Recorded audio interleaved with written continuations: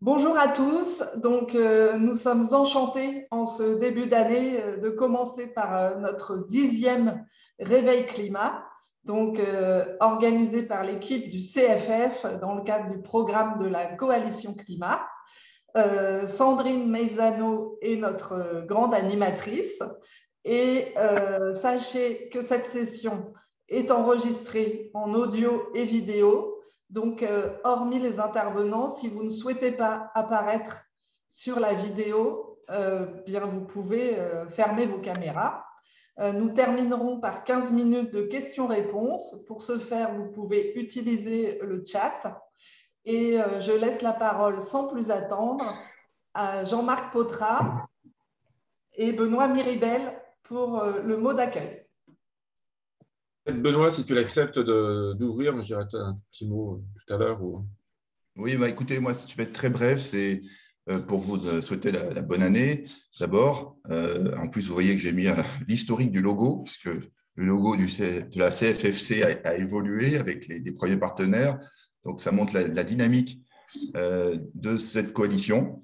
Et voilà, donc peut-être que pour les membres des fondations, des fonds de dotation, on se retrouvera ce soir, puisqu'on a les vœux du Centre français du CFF à 17h exactement. Mais voilà, je tenais à souligner l'engagement depuis le début de Marie-Stéphane et d'autres partenaires aussi. Je ne sais pas si Guillaume est connecté, du noyau de départ et de toutes les fondations qui ont rejoint et aujourd'hui de nos intervenants. Voilà, donc c'est un mot de début de l'année pour que cette coalition continue à engager, à engranger des engagements de fonds et fondations, que ça aille au-delà puisqu'il y a une dynamique sur l'Europe. C'est ce qu'on va suivre avec grand intérêt et aussi avec toute la déclinaison de ces enjeux climatiques, à l'image aujourd'hui de ce que vous allez voir avec l'engagement de la jeunesse. La jeunesse qui est une des priorités de l'Europe en 2022, une priorité affichée. Donc, très bien que ça puisse se rejoindre. Et puis, on sait aussi que la jeune génération nous pousse beaucoup, les responsables, sur ces enjeux climatiques et aussi sur une approche beaucoup plus transversale de notre société. On vient d'un monde où les choses sont quand même administrativement et même au niveau des projets très en silo. On le constate chaque jour et on prône aussi cette ouverture transversale et le CFF est là pour ça aussi à travers toutes ces thématiques. Donc, bonne session à vous. Je vais suivre ça de façon passive mais avec grand intérêt et je laisse évidemment Jean-Marc ouvrir officiellement. Merci Benoît, non, là c'est l'ouverture, tu l'as faite. Et moi je voulais juste remercier Béatrice, Marie-Stéphane, Sandrine bien sûr, Grégoire, tous nos partenaires qui rendent ces petits déjeuners réguliers. On est au 10e, ça se fait presque possible et vous êtes toujours aussi nombreux à y assister de bon matin. Donc il est possible de faire des Zooms à 8h30, c'est un peu dur mais c'est possible, surtout pour traiter ce sujet de ce matin qui est pour nous également stratégique. Tous les intervenants évidemment sont très concernés. Je sais que Gilles, au premier chef sur cette question de la jeunesse, qui est un sujet qui va être traité tout au long de l'année au CFF pour la question du climat, mais pour également d'autres sujets. Ce sujet sera réévoqué à l'occasion de l'atelier des fondations. Vous allez avoir une information très rapidement sur les inscriptions qui s'ouvrent pour l'atelier des fondations que nous maintenons jusqu'à aujourd'hui en présence à Annecy du 6 au 8 avril. Vous recevrez l'information, je pense, dans les tout prochains jours. Et nous continuerons donc, à traiter ces questions de la jeunesse appliquées au climat, mais appliquées à tous les enjeux qui concernent les fondations. Et juste pour, je vais en arrêter là, vous dire, j'ai mis dans le chat le lien Zoom qui vous permet de vous connecter ce soir au vœu à 17h, si vous le souhaitez. Vous êtes toutes et tous les bienvenus. Nous avions eu la chance de pouvoir bénéficier de l'Opéra Garnier pour organiser ces vœux en présence cette année. Nous sommes donc triplement très déçus de ne pas pouvoir vous accueillir en vrai. C'est partie remise, on le refera, et pourquoi pas y compris à l'Opéra. Donc, bonne matinée à toutes et tous, et je recède la parole ou à Béatrice ou à Sandrine. Et merci à nos intervenants. Merci Jean-Marc. Béatrice, tu vas annoncer le programme? Ah, je pensais que c'était toi. Je le fais, il n'y a aucun souci, il n'y a aucun souci, on enchaîne. Tu as raison, on enchaîne. Alors écoutez, bienvenue à tous pour ce 10e réveil et vous allez le voir ce matin, ce n'est pas 4 témoignages mais c'est 5 puisqu'on a le plaisir donc d'accueillir Ségolène de Montgolfier pour le fonds de dotation Evolem Citoyen et le fonds de dotation Doumoro. Puis nous aurons une intervention d'Élodie Caloc, responsable du domaine Agir pour l'environnement avec les jeunes dans les territoires de la Fondation SNCF. Gilles Vermont-Desroches, bien sûr, délégué général de la Fondation Schneider Electric, mais aussi senior vice-président de la citoyenneté pour le groupe. François Gicot, responsable mécénat du campus de la transition. Vous verrez un lieu tout à fait étonnant. Et puis Caroline Finance, qui est professeure de mathématiques en collège et qui est enseignante en section sportive, activités physiques et pleine nature, qui va nous raconter comment ça se passe pour la jeunesse dans le collège. Donc j'aurai le plaisir de modérer ce réveil climat comme d'habitude. Et bien sûr, surtout, nous aurons notre séquence dialogue, questions-réponses, pour après arriver sur une fin de réveil matin où Béatrice nous fera part des prochains rendez-vous. Alors, Ségolène, c'est à vous. Si vous pouvez nous développer qui est Evolem Citoyen, qui est Doumoro, qu'est-ce que vous faites pour les jeunes? Merci beaucoup. Bonjour à tous, meilleurs vœux. Et puis encore merci à toute l'équipe du CFFC, l'organisation au pied levé en début d'année de ce premier réveil climat 2022. Donc moi, je suis directrice RSE chez Evolem, qui est un family office basé à Lyon, donc le family office créé par Bruno Rousset. Et j'ai la grande chance dans ce cadre-là de piloter la philanthropie, qui est très forte dans la famille Rousset, et notamment de piloter 2 fonds de dotation, Doumoro et Evolem Citoyen. Donc, ces 2 fonds de dotation ont 2 axes d'intervention spécifiques. Doumoro, qui a été créé en 2020, été 2020, est vraiment engagé sur l'environnement et la transition écologique et solidaire. Et Evolem Citoyen, qui a été créé en 2014, est engagé sur l'insertion professionnelle des jeunes. Donc, via ces 2 fonds de dotation, on travaille le sujet de la jeunesse, mais aussi de la préservation de l'environnement. On est très soucieux de s'engager pour l'ODD 4 sur l'éducation de qualité, qui, vous le savez, a également comme cible l'accès aux connaissances et aux compétences nécessaires pour promouvoir le développement durable, faire en sorte que chacun soit en capacité d'être acteur de cette préservation de l'environnement. Et puis, on s'est vraiment engagé aux côtés du CFFC. Les 2 fonds de dotation ont signé cet engagement, et donc je vais vous expliquer avec quelques petits exemples comment on progresse là-dessus. Donc, tout d'abord avec Doumoro, donc la slide suivante. Donc, Doumoro, nous avons 3 axes d'intervention, dont un axe fort sur vraiment soutenir des projets qui permettent la sensibilisation du plus grand nombre aux enjeux environnementaux, avec en particulier aussi le souci des jeunes et des enfants. Nous avons notamment Renaissance écologique, qui est la fresque de la Renaissance écologique, qui a vraiment à vocation à permettre par des ateliers à toute personne de s'approprier les enjeux de la transition écologique de leur organisation, de leur quartier ou de leur ville. Et ils ont pas mal d'actions aussi en lien avec les écoles, les éco-délégués dans les écoles. Nous sommes heureux aussi d'accompagner le programme Génération Climat qui est porté par la Fondation FNH. Et donc, ce programme vise à soutenir des jeunes qui ont des projets qui veulent réaliser des projets en vue de la préservation de l'environnement et de la transition écologique et solidaire. Et donc, ce sont des bourses qui sont octroyées à ces jeunes pour faire en sorte qu'ils puissent mettre en place leurs projets. Et puis, on est aussi aux côtés du fonds Explore, qui a beaucoup d'initiatives, dont Explore Campus, qui sont des modules d'e-learning autour d'enjeux de la transition écologique, notamment les low-tech, les matériaux, l'océan, et qui visent à permettre à tout le monde, notamment à des étudiants, de monter en compétence sur ces sujets-là. On travaille aussi ce sujet de la sensibilisation via des projets qu'on soutient qui sont plus dans l'axe recherche et innovation, mais qui vont avoir le souci aussi également par leurs travaux de toucher les plus jeunes par des actions spécifiques. Donc, un PolarPod de Jean-Louis Etienne qui vraiment a cette vocation de pouvoir partager leurs travaux de recherche et leur exploration auprès des plus jeunes. Et puis, Plastique Odyssée, sur lequel je vous propose un petit zoom avec la slide suivante. Donc, Plastique Odyssée, qui est un projet que nous accompagnons depuis l'année dernière, qui a vocation, si vous voulez, à agir sur le sujet de la pollution des océans en amont, en allant vraiment travailler sur les déchets plastiques qui sont encore à terre et faire en sorte qu'on transforme la vision de ces déchets en matériaux. C'est-à-dire qu'on refasse de ces déchets des matériaux et une ressource. On est vraiment sur cette économie circulaire. Et donc, pour cela, ils vont faire un tour du monde. Donc, en 3 ans, ils vont toucher 3 continents. Ils vont démarrer, on l'espère, prochainement. Ils ont eu des petits soucis techniques sur la rénovation de leur bateau. Mais c'est une super équipe engagée autour de Simon Bernard. Et l'objectif, c'est d'aller sensibiliser, changer les comportements autour de plusieurs axes. L'axe recherche-innovation, ils ont créé des machines en open source pour vraiment permettre de transformer ce plastique en matière première. Et l'objectif, c'est qu'ils puissent accompagner aussi des entrepreneurs sur ces différents territoires pour leur permettre justement de créer des innovations et des solutions pour transformer cette matière plastique.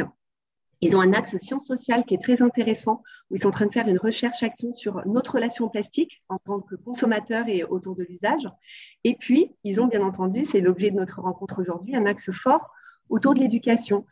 Donc, à la fois par un village des bonnes solutions qui vont déployer à chaque escale pour vraiment toucher l'ensemble de la population. Et puis, ils ont développé un programme pédagogique qui a déjà démarré, donc, qui s'appelle Code Océan. Donc, vous voyez quelques éléments sur ce slide.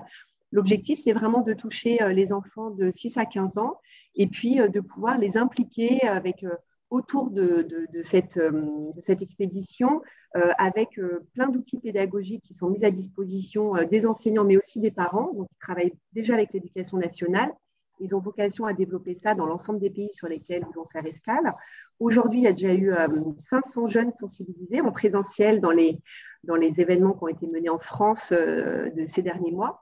Et puis, ils ont déjà 3000 connexions sur le site que je vous invite à découvrir, codeocéan.plasticodyssée.org, qui permet, en fait, on propose à ces jeunes d'être un peu de mener une enquête, en fait, et d'être un peu ces enquêteurs on est vraiment sur une pédagogie par l'action qui est assez intéressante.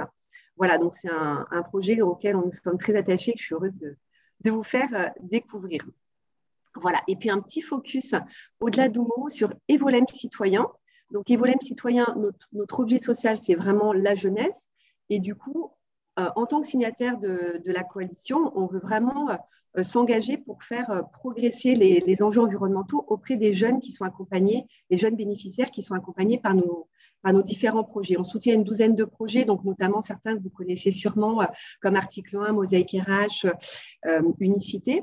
Et donc, sur chacun de ces projets, on va voir avec les associations comment intégrer le sujet de la sensibilisation aux enjeux environnementaux, au climat, auprès de leurs jeunes. Donc, c'est quelque chose qu'on veut vraiment développer de plus en plus dès 2022, avec l'objectif même d'intégrer ça dans nos conventions de mécénat. Et puis, je vous l'illustre avec un exemple sur un des projets sur lesquels nous sommes particulièrement engagés depuis le démarrage, qui s'appelle Eden School, qui est une école digitale et numérique pour les moins de 18 ans. Donc, une formation vraiment en 2 ans et où vraiment on a à cœur d'aborder auprès de ces jeunes le sujet de l'environnement, à la fois en lien avec leur métier, puisqu'ils apprennent le métier de développeur.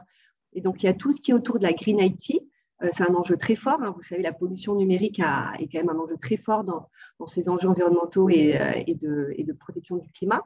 Donc, l'idée, c'est vraiment d'avoir des ateliers de formation, d'avoir des professionnels qui interviennent pour leur expliquer ce qu'est le développement plus sobre, la sobriété dans le numérique. Ils vont avoir une semaine dédiée au mois de mai prochain qui est en train d'être construite avec l'équipe pédagogique. Et puis, on veut aussi, moi j'ai insisté pour qu'aussi l'équipe pédagogique, l'équipe de professeurs techniques monte en compétences sur ce sujet-là. Mais au-delà de la Green IT, on les implique et on les fait progresser sur la prise de conscience des enjeux environnementaux au sens large. Donc, notamment, ils ont chaque année un projet fil rouge en lien avec les low-tech. L'année dernière, ils ont dû participer à la construction d'une éolienne, une petite éolienne, pour pouvoir justement charger leur téléphone portable avec un système d'énergie durable. Et puis voilà, on les implique vraiment en tant qu'acteurs sur ce sujet des low-tech. Et puis l'équipe pédagogique, vraiment, à l'occasion de plein d'événements, de journées dédiées, va aborder le sujet de l'environnement et les positionner en tant qu'acteurs. Donc, ils ont des journées de solidarité. Ils en ont fait une à Paris. On a une école à Paris sur l'écologie avec Biodiversity for Peace, où ils ont vraiment abordé l'écologie dans leur quartier. Donc, vraiment une vision très concrète de l'écologie pour qu'eux ils puissent sentir aussi en tant que jeunes comment ils peuvent agir à leur niveau et dans leur quartier.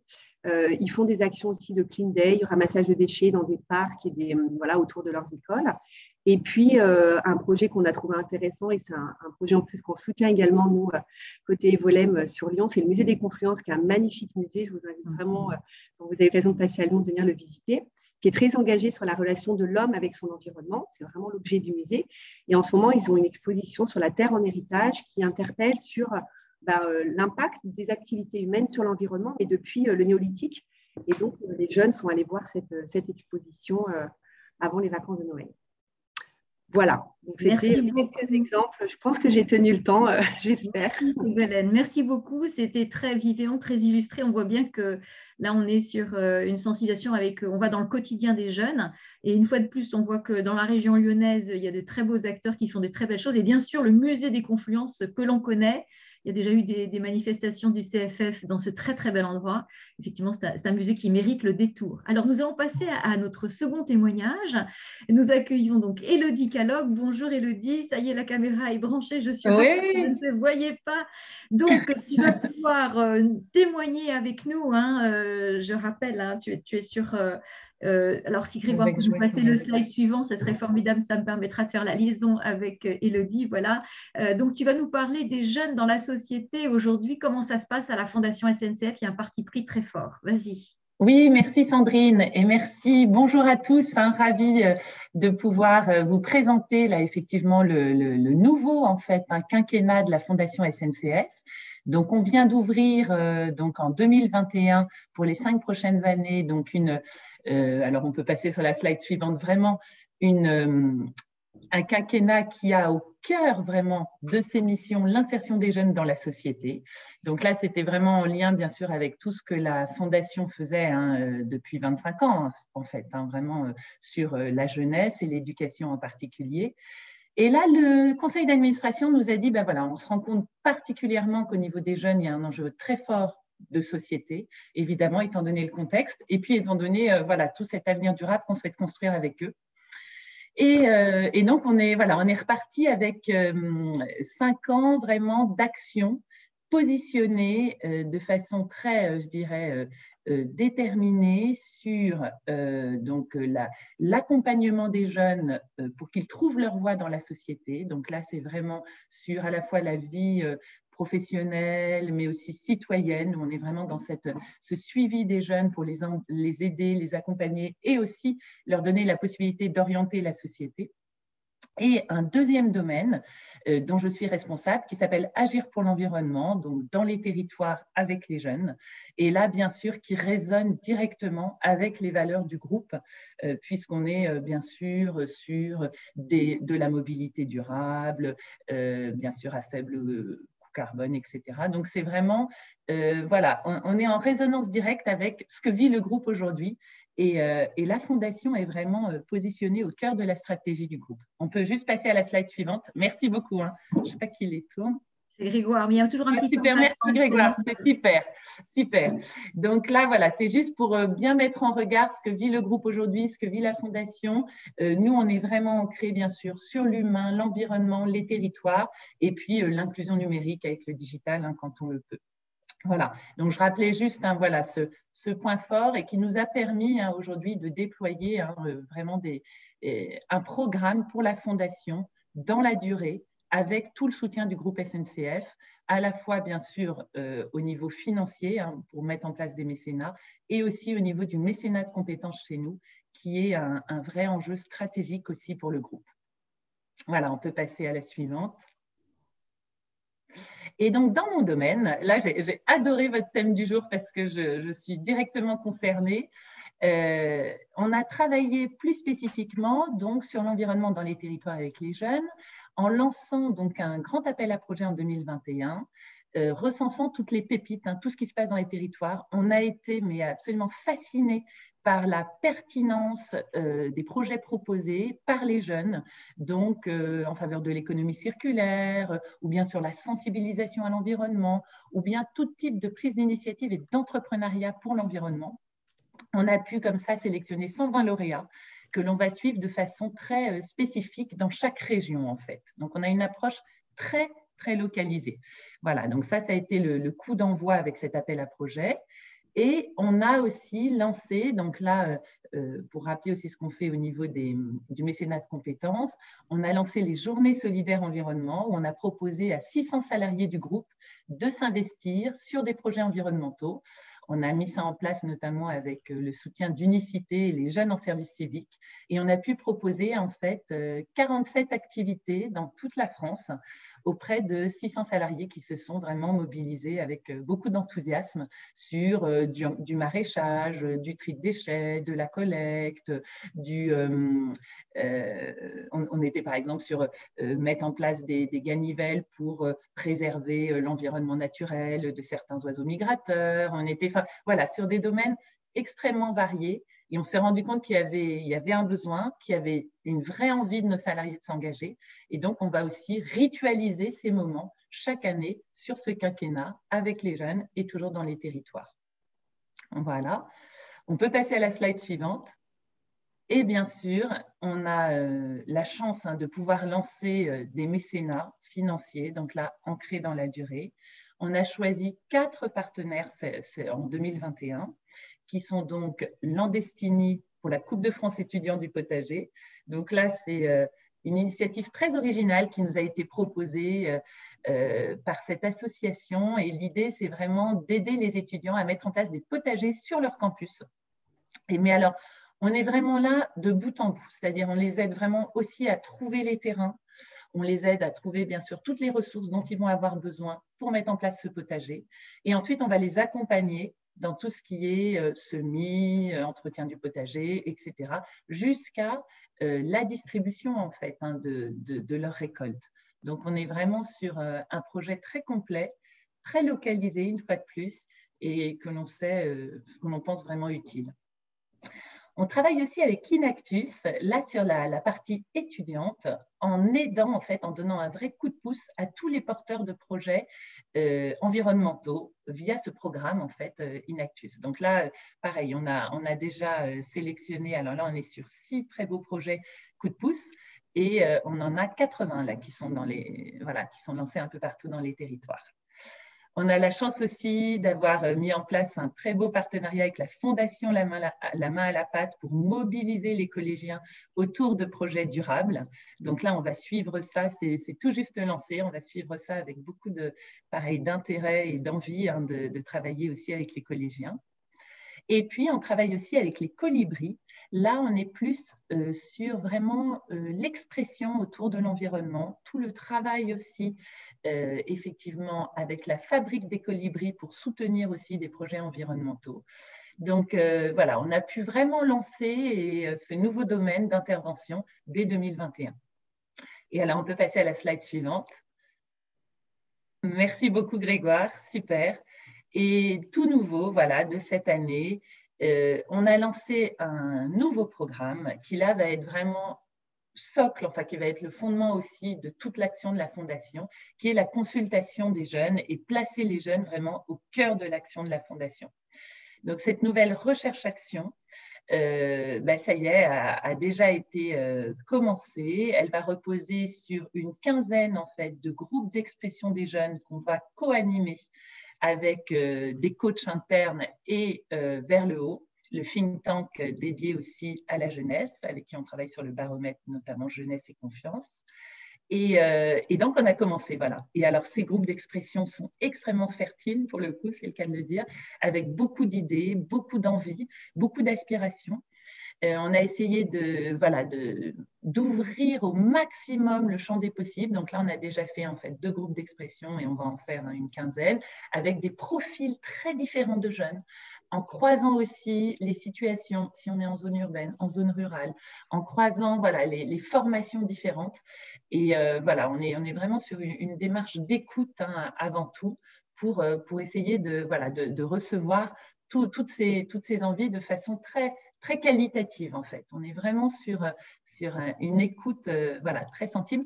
Et l'idée, c'est que ces jeunes, on leur proposera après de reparticiper à d'autres temps d'échange et pourquoi pas d'intégrer la gouvernance, et c'est là aussi où c'est très innovant, la gouvernance au niveau de la Fondation pour vraiment nous aider à construire ensemble tous ces programmes. Donc, on part vraiment de leurs envies et on construit ensemble les programmes. Voilà.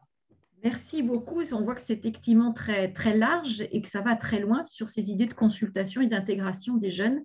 C'est particulièrement marquant. Merci beaucoup, Élodie. Et on mettra bien sûr à disposition les fruits de tout ce travail et de tout ce qu'on aura pu capitaliser, bien sûr, à l'issue de ces consultations. Merci beaucoup de le proposer. Alors, nous enchaînons, ce qu'on rappelle ce matin, il y a 5 témoins.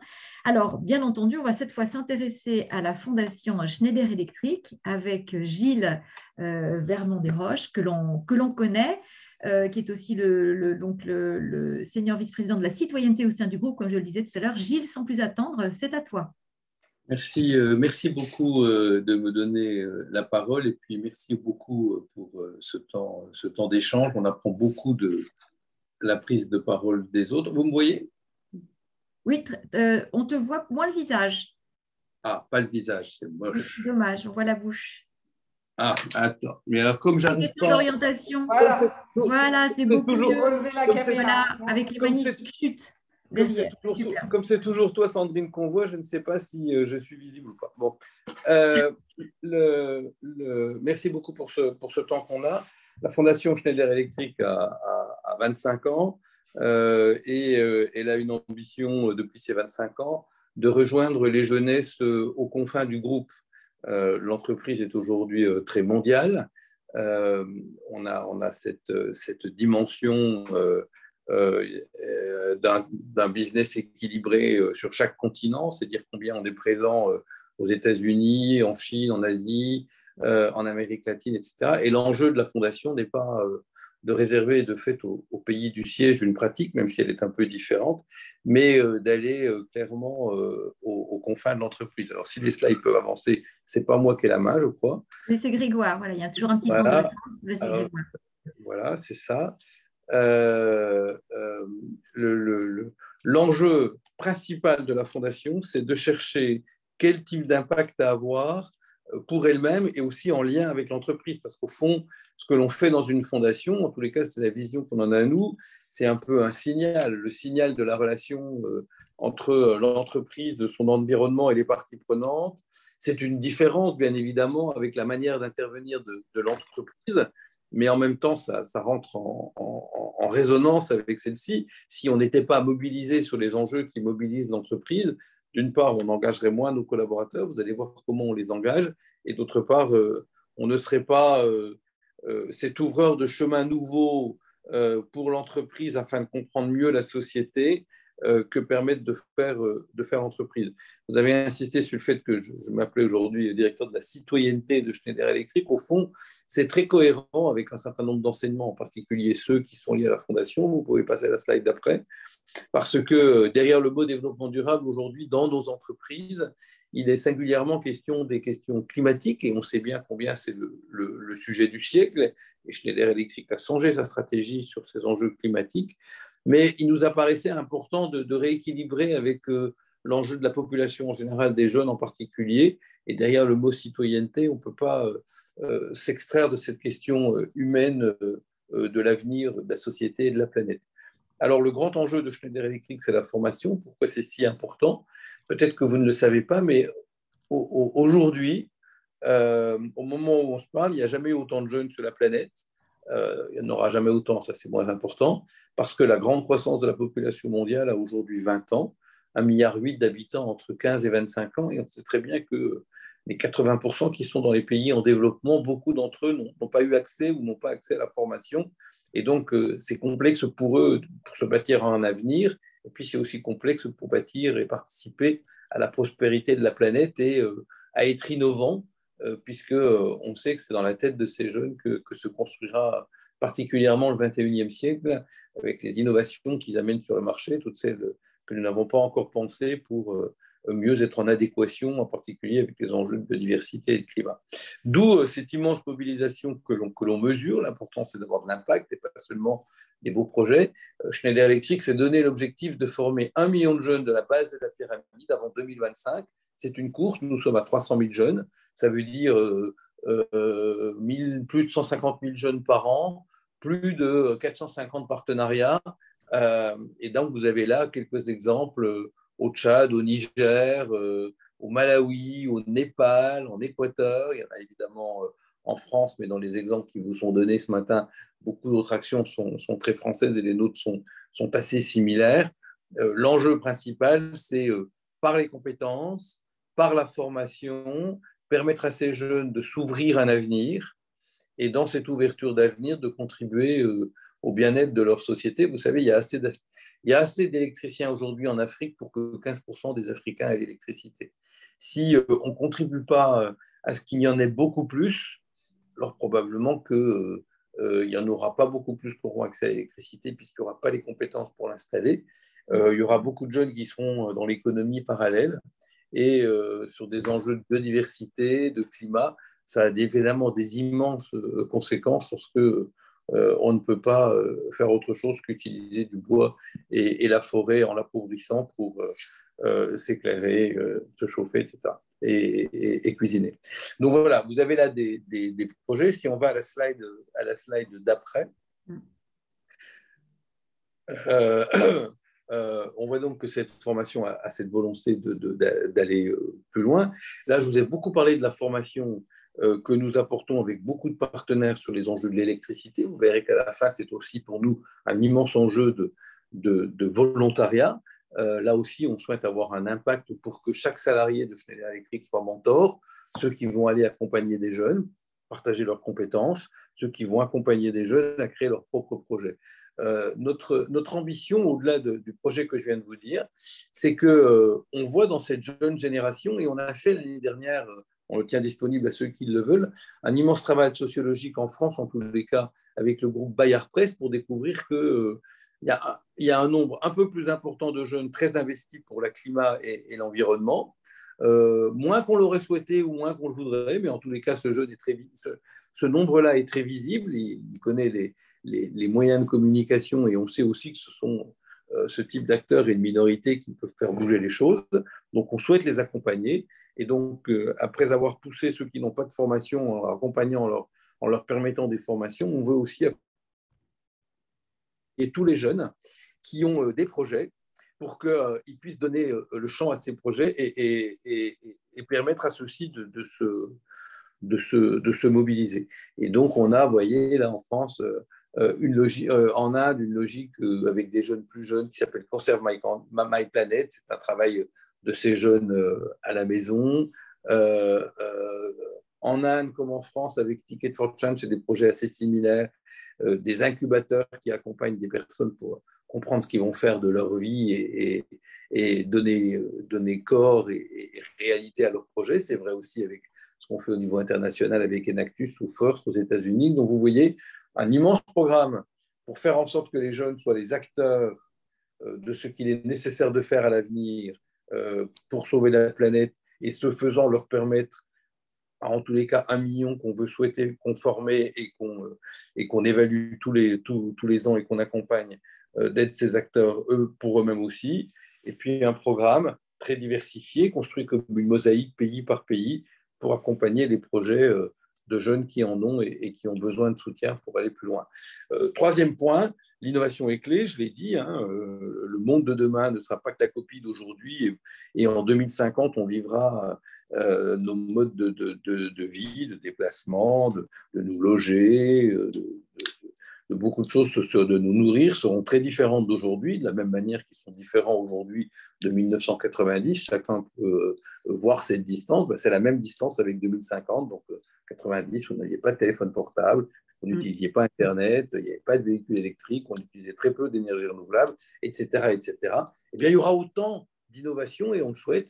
Et c'est pourquoi nous sommes aussi partenaires de grands projets qui conduisent à repérer les innovations d'aujourd'hui et à être le creuset de celle de demain, d'où ce que l'on fait avec la fondation Solar Impulse. D'ailleurs, tous ceux qui le souhaitent, vous voyez sur cette slide, à partir de demain, à Grenoble, et j'invite vous et vos partenaires à le faire si vous le souhaitez, pendant 3 mois, dans un site de Schneider Electric, la fondation Solar Impulse fait une exposition des plus révélatrices des solutions pour demain qu'elle a sélectionnées dans ces 1000 solutions.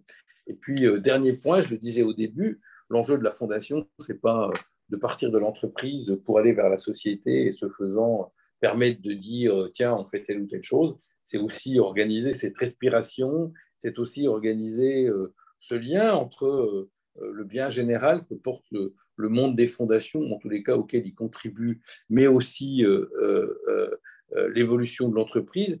Quel est le bon moyen de faire évoluer une entreprise? C'est aussi de permettre aux salariés de se mobiliser Et donc, on a un programme de mobilisation de nos salariés qui s'appelle Volontaring. Vous y avez accès directement sur Internet si vous le souhaitez, qui est un programme dans lequel chaque salarié est invité à prendre du temps pour devenir enseignant de professeur lorsqu'il en a les compétences, devenir enseignant lui-même, mentorer des jeunes, participer à des projets. Là aussi, ça n'a de chance que si c'est massifié au niveau mondial, d'où l'importance du numérique pour pousser ce type de projet et construire l'impact.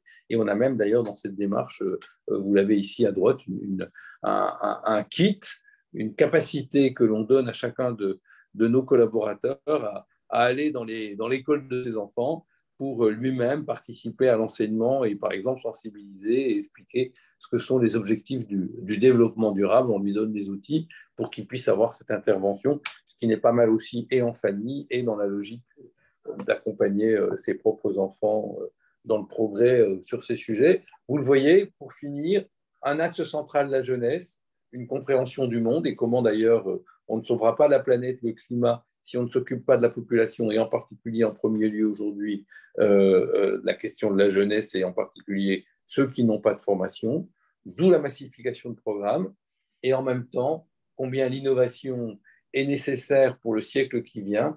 Et on sait combien les jeunes sont porteurs d'innovation. Donc, on souhaite partout dans le monde être l'accompagnateur à la fois humain et à la fois financier, parce qu'on sait que c'est tout aussi important la main qui donne le chèque que le chèque qui est donné, pour permettre à ces jeunes qui ont des projets de les mener jusqu'au bout et d'en faire des succès pour eux et pour nous tous. Merci Gilles, ce témoignage est effectivement très complet. Donc sans plus attendre, parce que malheureusement je fais le timekeeper et je vois que le temps tourne. Donc après de beaux témoignages de fonds de dotation ou de fondation, maintenant c'est la place à deux autres interventions. Donc on accueille François Gicot qui va nous parler du campus de la transition, qui est un lieu particulièrement intéressant et qui notamment s'adresse à la jeunesse. François, c'est à toi. Oui, bonjour à tous, bonjour à tous. Merci beaucoup Sandrine et merci beaucoup au CFFC de l'invitation pour notre association. Donc, je vous laisse quelques secondes devant l'admiration de ce beau château par un temps qui est merveilleux d'été. Évidemment, ça n'a pas été pris hier, mais qui peut peut-être vous donner l'envie de venir nous voir, j'espère, dans les prochains mois. Grégoire, tu peux passer à la slide suivante. Alors, le campus de la transition, pour essayer de vous expliquer ça, ça part d'une intuition, notamment de notre présidente Cécile Renoir et de tout un collectif, où l'idée, si vous voulez, c'est qu'ils se sont rendus compte qu'il n'existait aujourd'hui aucun lieu qui alliait la dimension universitaire, académique et expérimentale, et qui soit à la fois ancré dans un territoire.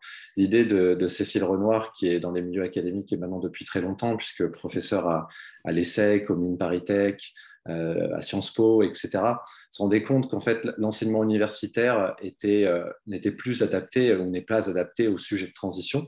Ça, c'est un premier point. Et qu'il n'y avait aucun lieu aujourd'hui qui permettait de recréer un ancrage sur ces sujets-là. Donc ça, c'est un point fondamental. C'est un projet qui s'inspire d'autres initiatives qu'on peut retrouver à l'étranger, comme le Schumacher College au Royaume-Uni, mais c'est un type de projet qui n'existait aujourd'hui pas en France. Et sa force, c'est qu'il s'appuie sur une méthodologie, sur un socle de réseau, mais les supporte cette méthodologie que le campus a développée avec son collectif et qui permet, et j'y reviendrai tout à l'heure, de beaucoup mieux comprendre de manière systémique les enjeux de la transition. Et comme je le disais, l'association a été créée en janvier 2018. Et l'intuition de Cécile Renoir s'est aussi retrouvée dans, beaucoup d'entre vous ont dû en entendre parler, le manifeste pour un réveil écologique qui a été signé par plus de 30 000 étudiants en 2017 et qui demandait justement la refonte des programmes universitaires. Comme je sais que vous avez déjà eu un réveil climat sur l'éducation, je n'en dis pas plus, mais c'est pour vous permettre de comprendre un peu d'où vient l'idée du campus. Grégoire, tu peux passer à la slide suivante. Donc, juste pour vous dire, maintenant que vous avez vu ce beau château, vous pouvez tous vous demander où c'est. Eh bien, écoutez, c'est à peu près à 1 heure de Paris-Gare de Lyon, puisque vous pouvez prendre le train directement jusqu'à Montereau. Et de là, nous faisons la navette jusqu'au campus de Forges. Ça, c'était juste pour vous le situer en territoire. Donc, nous sommes basé dans le sud de la Seine-et-Marne. Et donc, le château comprend aussi un parc de 12 hectares qui lui-même est en transition, puisque, j'y reviendrai peut-être après, nous avons un potager pédagogique, donc on applique un design permacole donc pour mettre également le lieu en transition. Alors maintenant, Grégoire, s'il te plaît, à la slide suivante, je vais vous montrer comment se construit le campus. Donc, vous avez en fait 3 piliers pour le projet du campus. Vous avez la partie formation. Donc, évidemment, c'est un lieu d'abord et avant tout où on fait des formations à la transition écologique selon la méthodologie dont je vous ai parlé à destination des étudiants. Donc, ça veut dire qu'on reçoit à peu près sur place 500 étudiants par an, de nombreux étudiants de grandes écoles et d'universités. Donc, j'en ai cité quelques-unes, évidemment celles où Cécile Renoir a déjà des enseignements, mais également en partenariat avec Cergy Paris Université, Panthéon-Wassas, HEC, etc. Donc, l'idée, évidemment, du campus et sa force, c'est que non seulement nous proposons des enseignements de haut niveau, mais c'est évidemment de faire venir les apprenants dans le lieu pour qu'ils puissent s'immerger dans ce lieu en transition. Donc, l'idée, si vous voulez, c'est que les étudiants restent à peu près de 3 jours à 2 semaines, 3 semaines selon les programmes et les accords avec les écoles. Aujourd'hui, c'est probablement amené à évoluer dans le futur. Et donc, l'idée, si vous voulez, c'est qu'ils recréent aussi une vie en communauté. Il y a un partage, on leur remet les mains dans la terre, puisqu'il y a ce fameux potager pédagogique. Ils participent à la vie du lieu. Donc, on essaye d'être sur cette dimension holistique et pas seulement la tête, mais comme on le dit souvent, cette pédagogie tête, corps, cœur pour réaligner les apprenants aussi avec leurs émotions et avec ce vers quoi ils souhaitent aller. Donc ça, c'est la partie formation. On développe aussi, je le dis parce que ça touche les jeunes, des formations pour les professeurs. C'est notre moyen aussi d'essaimer. En formant les professeurs à transition, ils peuvent former les jeunes. Et aujourd'hui, on se développe sur des formations également pour les professionnels. Ensuite, on a un pilier recherche qui nous permet de développer des projets de recherche sur la transition, les low-tech, la mobilité durable dans le territoire avec la Fondation Michelin. Les low-tech, c'est avec l'ADEME. On développe un indicateur de bien vivre en écolieu avec notamment Cécile Renoir et Fonds social européen. Donc voilà, on a un certain nombre de projets de recherche-action. Et enfin, comme je le disais déjà, cette partie expérimentale qui est donc cet éco-campus basé, comme je vous le disais, à Forges, où vous avez en fait, si vous voulez, à peu près 30 résidents à l'année, composés d'à peu près 10-12 résidents permanents qui vivent là, donc c'est vraiment leur résidence principale. Et là, pour revenir aux jeunes, vous avez à peu près 10 à 15 services civiques qui restent avec nous sur des tranches de 6 mois, donc 2 fois par an. Donc ça, c'est aussi un élément important. Si je passe continue sur la jeunesse, donc je vous ai dit, on reçoit et on forme 500 étudiants par an. On a, en termes de belles histoires, 12 à 15 services civiques qui viennent à peu près par tranche de 6 mois. Et surtout, ce qui est intéressant, c'est que l'association a énormément progressé, a beaucoup grandi ces 3 dernières années. Aujourd'hui, on va avoir 21 salariés. Et dans ces 21 salariés, il y a une part non négligeable aujourd'hui de jeunes qui ont justement commencé avec nous, soit des fois en bénévole, soit en service civique. Donc, si vous voulez, le campus, je l'appelle aussi un lieu qui permet de donner une première chance ou une seconde chance à des jeunes qui sont, par rapport à tous les enjeux que vous connaissez mieux que moi, sont des fois un peu perdus dans leur orientation. Donc, ils viennent aussi au campus pour pouvoir se ressourcer, créer du lien, rencontrer des gens qui sont en transition de tous les âges. Et souvent, ça leur permet d'expérimenter eux-mêmes aussi différentes compétences. Et aujourd'hui, par exemple, Audrey, notre chargée de communication, a commencé en service civique. Solène, qui est là maintenant depuis de nombreux mois, avait commencé en service civique sur une dimension plutôt RH. Elle est dans l'animation pédagogique. Donc ça, c'était juste le focus sur notre méthodologie des supports. Mais donc voilà, il y a beaucoup de ce lieu est vraiment très inspirant pour les jeunes de ce point de vue-là. Et je voudrais juste citer également 2 autres actions, notamment on reçoit également, et ça fera le lien avec l'intervenante suivante, beaucoup de collégiens du territoire, puisqu'on a la chance d'avoir un des résidents qui est surveillant un des collèges de Montereau. Donc on accueille si vous voulez, des classes pédagogiques pour des journées, pour aussi les sensibiliser à cette dimension écologique, puisque Montereau est une ville aussi avec des quartiers difficiles, donc ça permet de donner une autre dimension sociale à ce lieu. Et enfin, je terminerai que justement, toujours sur cette dimension sociale, nous travaillons actuellement avec le délégué du préfet pour pouvoir accueillir des vacances scolaires de jeunes en difficulté issus des quartiers difficiles de Montreux, pour qu'ils puissent venir passer une semaine en formation sur les sujets de transition, adaptés évidemment au campus de la transition en partenariat avec une autre association locale. Et je crois que si je ne m'abuse, je suis dans la timeline, donc je vais laisser la parole à Sandrine et l'intervention suivante. Merci. François. Ça donne envie de venir dans ce campus et on voit qu'effectivement, il développe aussi un volet social. Alors, effectivement, on reste cette fois avec les collégiens. Donc, on va vivre avec Caroline qui donc enseigne au collège de la Haute-Bruche dans l'Est, dans le 67.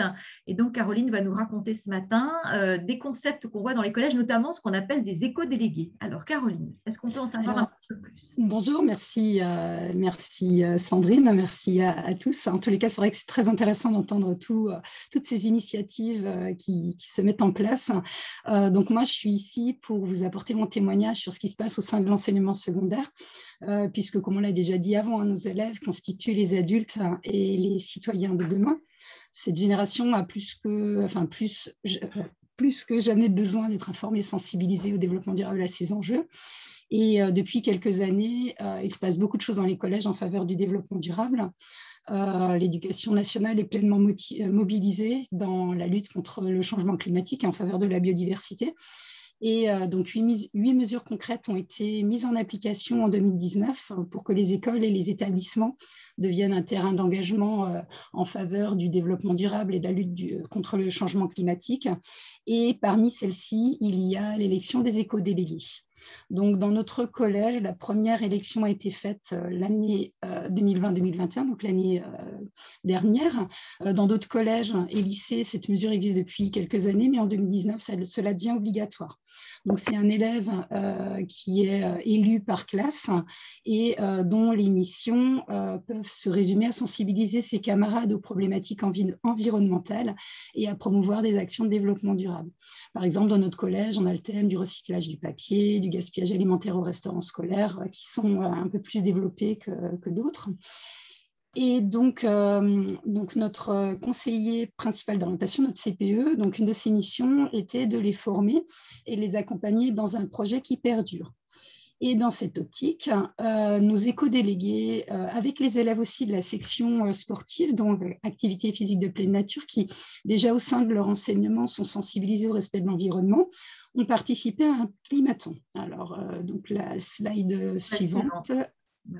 Grégoire, s'il te plaît. Voilà. Et du coup, donc ce climaton, il était organisé au sein de notre collège par l'Office for Climate Education en partenariat avec la Maison pour la Science d'Alsace. Alors, un climaton, c'est quoi? Un climaton, ça consiste à rassembler sur une journée des groupes d'élèves autour d'une problématique locale en lien avec le changement climatique. Et ensuite, grâce à l'appui d'experts et de différents secteurs, les groupes doivent réfléchir à une solution à mettre en œuvre pour résoudre ce problème. Alors pour nous, la journée a commencé par un exposé scientifique d'un chercheur sur le carbone qui a permis de poser en fait les bases scientifiques communes pour tous les participants. Ensuite, les élèves ont travaillé en groupe, tout d'abord en analysant le résultat du calculateur de l'empreinte carbone de l'OCE. Donc, vous voyez une image en haut à droite de la slide. Ce calculateur permettait donc de déterminer l'empreinte carbone à partir des habitudes de vie des élèves. Et les élèves aussi se sont penchés sur les résultats d'un questionnaire que l'on avait remis à l'ensemble du collège sur les moyens de transport utilisés, le nombre de kilomètres effectués. Et en fait, à partir de cette analyse, cela leur a permis de prendre conscience en fait et de comprendre les différents pôles qui constituent l'empreinte carbone, qui n'est pas forcément claire pour des jeunes de cet âge-là. Et ils ont dégagé la problématique suivante. Donc, c'était de comment diminuer l'empreinte carbone du collège sur le pôle le plus important, celui des transports. Du coup, les élèves ont réfléchi à des solutions qu'ils ont pu confronter l'après-midi avec des acteurs du monde socio-économique, politique et de la recherche. Donc, ça a été vraiment un moment très enrichissant d'échange entre les jeunes et le monde réel, on va dire, et les contraintes qui vont avec. Et on a 3 grands axes qui en sont ressortis. Donc, promouvoir les mobilités douces à leur pair par une journée tous à vélo et un challenge sur 4 semaines pour limiter l'impact carbone dans nos déplacements. Un deuxième axe qui va en fait de pair avec cette promotion parce qu'on s'est rendu compte que les accès du collège n'étaient pas forcément sécurisés pour y venir à pied ou à vélo, ou encore de construire un garage à vélo adapté pour y déposer son vélo en toute sérénité, ce qui n'est pas le cas pour le moment et qui est un petit peu un frein au fait de venir à vélo au collège. Ensuite, le dernier axe a été donc de créer des ateliers de réparation de vélo animés par des élèves de la section sportive qui sont formés en amont à destination des autres élèves pour justement avoir des vélos en bon état pour pouvoir venir utiliser donc les mobilités douces pour venir au collège.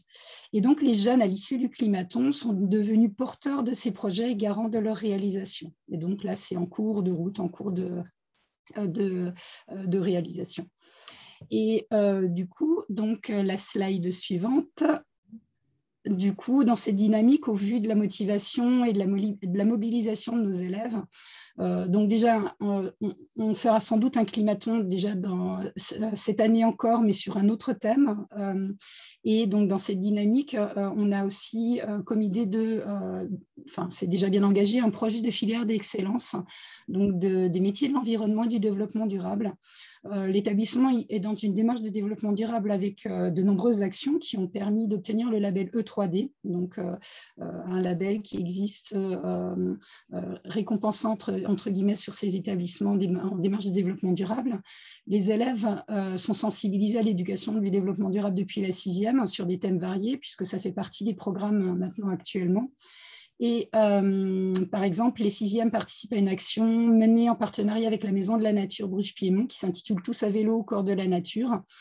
Et cette année, les 4e auront une intervention de l'association La Fresque du Climat. Et cela permettra de détecter en fait un groupe d'élèves ayant une sensibilité accrue au développement durable et aussi de voir sur quel thème ils souhaitent plus s'engager. Et l'année prochaine, quand ils seront en 3e, l'idée, c'est de leur faire rencontrer des professionnels des métiers de l'environnement et du développement durable qui, nous l'espérons, leur permettront d'avoir une meilleure compréhension de ces filières pour effectuer des choix dans leur orientation professionnelle, mais aussi de développer des compétences leur permettant de mettre en œuvre des projets qui répondront aux problématiques sociétales et en particulier la lutte contre le réchauffement climatique.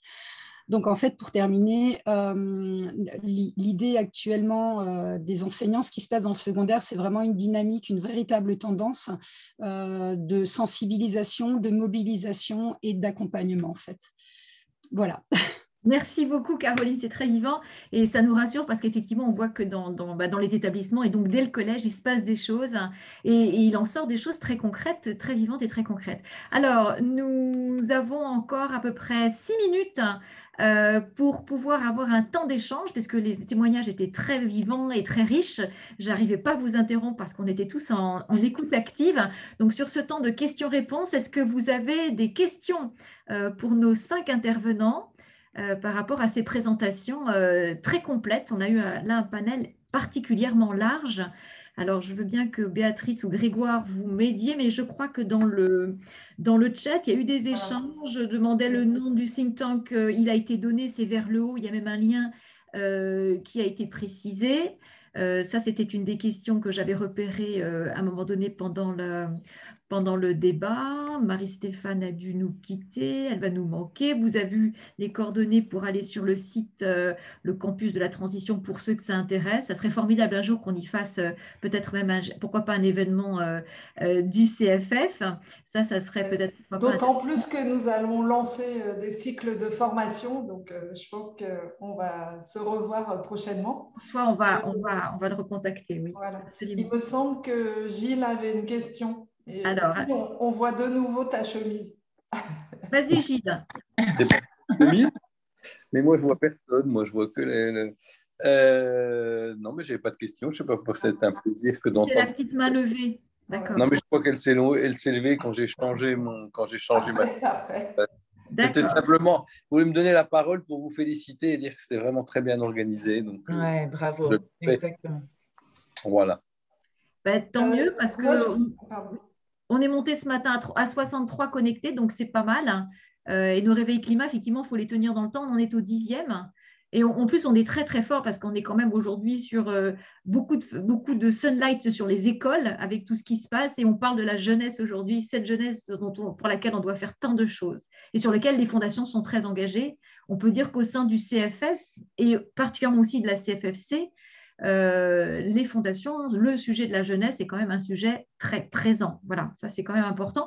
Et je trouve aussi intéressant, le temps que d'autres questions arrivent, c'est que dans le témoignage qu'on a eu ce matin avec Élodie de la Fondation SNCF et Gilles pour la Fondation Schneider Electric, c'est le fait d'arriver à embarquer les collaborateurs. Puisque dans nos actions d'intérêt général, bien entendu, on est dans des soutiens de mécénat financier, mais aussi le mécénat de compétences à sa place. On sait que c'est en plein déploiement. La jeunesse est un sujet magnifique de mobilisation et quand on le croise avec l'environnement et le climat, c'est majestueux. C'est formidable. Majestueux. On retiendra le mot. Ah, c'est majestueux parce que moi, je ne crois qu'à la jeunesse. Et il y a une question pour Caroline dans le chat. Alors, oui, j'ai vu. Alors, du coup, effectivement, comment on peut mener des activités auprès des collégiens sans exacerber les différences sociales entre les élèves? Alors, c'est bien pour ça qu'on a créé en parallèle cet atelier de réparation vélo. Et en fait, donc, c'est pour réparer des vélos qui sont déjà en possession des personnes, mais aussi l'idée et de récupérer des vélos à droite à gauche qui traînent dans les garages et de pouvoir remettre en état des vélos pour les mettre les prêter ou les donner à des familles qui sont un petit peu plus défavorisées, qui n'ont pas possibilité d'acheter des vélos. Donc c'était notre troisième axe en fait était un petit peu par rapport à ça et à ces différences sociales. Voilà. Merci beaucoup. J'avais une autre question, Caroline. C'est comment essaimer tous ces beaux projets, je dirais, dans l'ensemble des collèges en France. Enfin, je sais que l'aspect école délégué existe déjà, mais c'est vrai que c'est tellement magnifique et magique. Je pense qu'il y a énormément déjà de choses qui se passent au sein des différents collèges. Après, on a des structures comme la Maison pour la Science ou Ariena. On a déjà des structures qui, et par les appels au projet que les différentes fondations font, je pense que c'est ça qui fait qu'il y a une dynamique vraiment très, très, très, très forte qui est en train de se créer au sein des collèges. Parce que justement, moi, c'était une des questions que je voulais aussi poser aux intervenants, c'est-à-dire que tout l'équipe pédagogique là, dont vous avez parlé, nous, on est preneurs parce qu'effectivement, on a beau être spécialiste de notre matière, d'avoir des connaissances, et je pense effectivement que si on peut créer des liens avec des professionnels des fondations comme vous l'aviez proposé juste avant, enfin moi, ça serait juste super, parce que c'est vraiment des liens entre la réalité et le collège qui sont essentiels, on va dire, pour que les jeunes se rendent compte et une importance, en fait, parce que pour être acteur, il faut, comme Élodie l'a dit tout à l'heure, il faut donner une gouvernance, au fait, aussi, et donner un pouvoir aux jeunes d'agir, en fait. Et c'est vrai que nous, par rapport aux rencontres qu'ils ont eues avec les différentes, dans le monde politique, en tous les cas, les jeunes sont entendus d'autant plus et je pense que ça leur donne une motivation supplémentaire pour intervenir parce qu'ils se sentent écoutés en fait. Absolument, absolument. On parlait du manifeste pour un réveil écologique avec des jeunes qui ont mis beaucoup la pression lorsque cette démarche a été lancée, qui a fait bouger l'enseignement supérieur.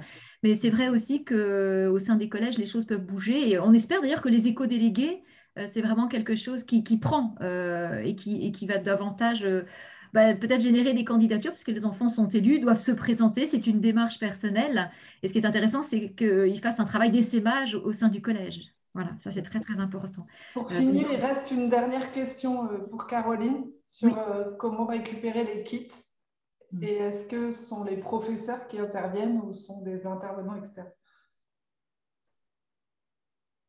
Alors, donc, le meilleur moyen pour la prise en main des kits, je pense qu'un petit peu des deux. Il peut y avoir, nous, dans le cadre du Climaton, on a été formés en amont par l'Office for Climate Education au départ et la Maison pour la Science. Et ensuite, c'est nous qui sommes intervenus auprès des élèves et qui ont géré la journée. Mais par contre, pour d'autres actions qui sont peut-être plus spécifiques, des interventions externes dans les collèges, ça serait, je pense que c'est au cas par cas, mais les deux sont tout à fait envisageables et ça dépend des différents thèmes, puisqu'il y a des thèmes qui sont déjà vraiment abordés en long, en large et en travers dans les collèges, et d'autres, par exemple, j'ai entendu des choses par rapport au numérique, où là, ça serait vraiment très intéressant d'avoir des intervenants extérieurs qui nous parlent de cet aspect-là, en fait. Voilà. Le dernier slide. Merci beaucoup. On a combien de climatons réalisés en 2021, Caroline? Alors, c'est un nouveau concept. Hein. Donc, on a eu 5 collèges. Hein. C'était en Alsace uniquement, et avec un lycée fribourgeois aussi. Mais c'est quelque chose qui a vocation. C'est un petit peu un test, une innovation au sein des collèges, hein, qui risque d'être essaimé sur l'ensemble, enfin au niveau national par les maisons pour la science, en fait, et le réseau la main à la pâte. D'accord. Ok, merci. Bon, on va suivre ça avec attention. Merci beaucoup. Donc, nous avons maintenant le temps qui avance. Donc, Béatrice, je pense que ça va être à toi pour la conclusion et nos prochains rendez-vous. Mais donc, merci à tous les intervenants et à toutes ces expériences. Et vous l'aurez compris, on a eu du mal à sélectionner les intervenants tellement il y avait d'exemples autour de nous. Donc, je ne sais pas, il faudra qu'on essaie de faire une synthèse de tout ce que font les fondations, tout ce qu'elles initient, et puis bien sûr, les acteurs qu'il y a autour d'elles, parce que les fondations n'existent pas sans la société civile.